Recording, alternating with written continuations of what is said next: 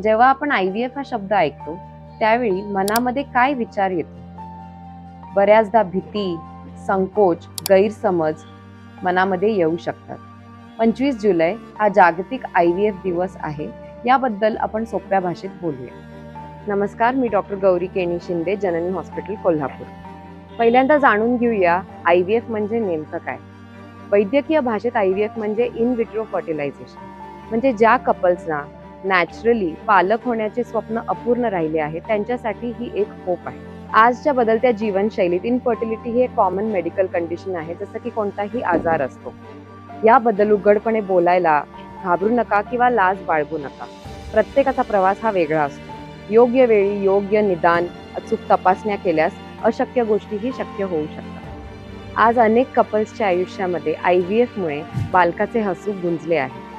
तुम्हाला किंवा तुमच्या ओळखीच्या कुणालाही IVF बद्दल काही संकोच असतील, काही प्रश्न असतील तर आमच्याशी मनमोकळेपणाने संवाद साधा. आम्ही तुमच्या सोबतच आहे. Thank you and happy parenthood.